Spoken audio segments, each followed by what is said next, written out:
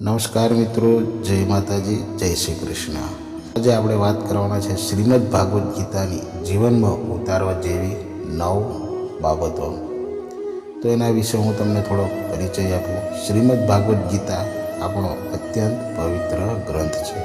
મહાભારતનો એ ભાગ જ્યારે ભગવાન શ્રી કૃષ્ણે મહાભારતની લડાઈમાં અર્જુનને સલાહ આપી હતી, તે સમયે ભગવાન કૃષ્ણ જીવનના રહસ્યને એમના કથનો મારફતે અર્જુનને સમજાવી રહ્યા હતા। એ કથનો આજે કોઈ પણ વ્યક્તિ માટે એટલા જ મહત્વપૂર્ણ અને સાચા છે જેટલા મહાભારતની લડાઈના સમયે અર્જુનમાં પહેલું છે, જે થયું તે સારું થયું। જે થયું તે સારા માટે થયું છે। જે થઈ રહ્યું છે તે પણ ફક્ત સારા માટે થઈ રહ્યું છે, અને જે થશે એ પણ સારા માટે જ થશે। તમે જેનાથી નિરાશ છો તેને ભૂલી જાઓ। હાલમાં જો તમને કંઈ ખૂબ જ દુઃખ આપતું હોય તો તેની પાછળ એક ચોક્કસ કારણ છુપાયેલું હશે। આ એક ચક્ર છે જેને તમારે સ્વીકારવું જ પડશે। તેની ભવિષ્યના કે ભૂતકાળના સમયનો વિચાર કર્યા વિના તમારા પરિવર્તનને આનંદથી જીવો અને ખુશ રહો। બીજું છે, પરિવર્તન સંસારનો નિયમ છે। માત્ર એક જ ક્ષણ તમને રાજા અથવા ફકીર બનાવી શકે છે। પૃથ્વી પણ સ્થિર નથી, તે ફરતી રહે છે। રાત દિવસ પછી આવે છે અને ઉનાળા પછી જ આનંદદાયક ચોમાસું આવે છે। આ જ ઘટનાઓ સાબિત કરે છે કે પરિવર્તન જ સંસારનો નિયમ છે। તેથી કોઈ પણ વાતો અથવા વસ્તુઓ વિશે ઉદાસ રહેવાની જરૂર નથી। પરિવર્તનનો સ્વીકાર કરવો એ તમને કોઈ પણ કઠોર પરિસ્થિતિમાં ખુશ રહેવાની તાકાત આપશે। બીજું છે, ધ્યાનથી મન દીવાની જ્યોતની જેમ અખંડ થઈ જાય છે। આપણી સમસ્યા એ છે કે આપણે પોતાને જ નથી જાણતા।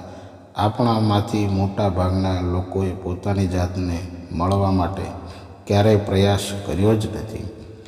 ધ્યાન આપણને આપણી જાતની સાથે મળાવે છે, અને જ્યારે આપણે આપણી જાતને જાણી લઈએ છીએ ત્યારે આપણને ખબર પડે છે કે જીવન જાદુઈ છે।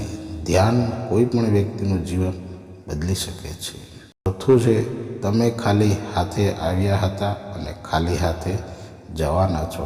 આજે આપણામાંના મોટા ભાગના લોકો ટેમ્પલ રન ગેમ જેવા બની ગયા છે, જેમાં એક છોકરો ચાલ્યો જાય છે અને નાણાં એકત્ર કરવાનું ચાલુ રાખે છે, પરંતુ એ છોકરો જાણતો નથી હોતો કે એ ક્યાં જતો હતો, શા માટે જતો હતો અને કેમ જતો હતો। તેને ફક્ત સિક્કા ભેગા કરવાની જ ખબર પડે છે। પાંચમું છે, તમે સુખી છો। માણસો વિશ્વાસથી બને છે। તમારો વિશ્વાસ નક્કી કરશે કે આગળ શું થશે। તમે જે વિચારો કરો છો અને જે માનો છો તે જ તમારી જોડે થાય છે, અને તમે એવા જ બનો છો। જો તમે માનતા હોય કે તમે સુખી વ્યક્તિ છો તો તમે ખુશ થશો, અને જો તમે નકારાત્મક વિચારો લાવશો તો તમે નાખુશ થશો। જો તમે માનો છો કે આજનો દિવસ સારો છે તો તમારો દિવસ સારો જ રહેશે। છઠ્ઠું છે, ફળ વિશે ચિંતા કરશો નહીં। શ્રીમદ ભાગવત ગીતાનું આ વાક્ય આપણા બધા માટે ખૂબ જ મહત્વનું છે।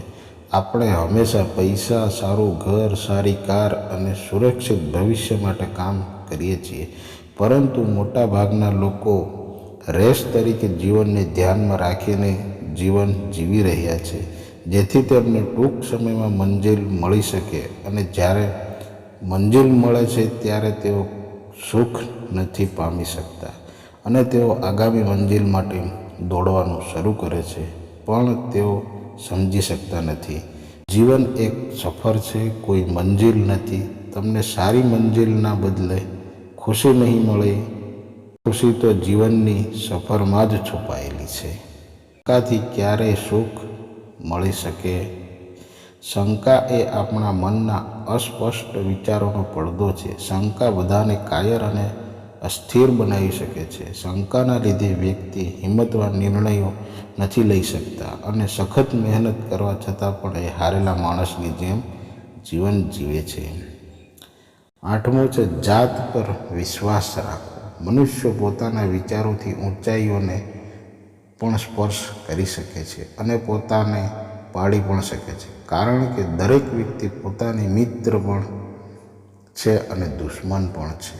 તમે જ તમારા શ્રેષ્ઠ મિત્ર છો. તમારી પાસે તમારી બધી મુશ્કેલીઓનો ઉકેલ છે. તમારી સાથે બીજું કોઈ નથી. જો તમે તમારી સમસ્યાઓ સામે બીજા કોઈનો સંપર્ક કરો છો તો તમને મદદ નહીં પણ અલગ અલગ સૂચનાઓ મળશે. તમારી જાત પર વિશ્વાસ રાખીને તમારે જાતે જ જવાબ શોધવો પડશે. 9. આત્માનો ન તો જન્મ થાય ન તો મૃત્યુ થાય. ભય સાથે આપણે કંઈક કરી શકતા નથી. ભય અને ચિંતા એ બે દુશ્મન છે જે આપણા સુખ અને શાંતિને અવરોધે છે. તેથી આપણે તેમને મનમાંથી સંપૂર્ણપણે દૂર કરવાનો પ્રયત્ન કરવો જોઈએ.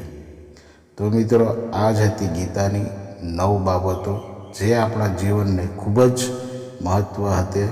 તો એને આપણે જીવનમાં ઉતારીએ અને કઈ રીતે જીવનમાં વ્યવસ્થિત રીતે આપણે આગળ વધી શકીએ અને સારા કાર્યો કરી શકીએ, એના માટેની આ ગીતાની 9 વાતો છે. તો જીવનમાં ઉતારીએ અને આગળ વધી શકીએ. આવા જ વિડીયો જોવા માટે અમારી ચેનલ દેવ ઓફિશિયલને સબસ્ક્રાઈબ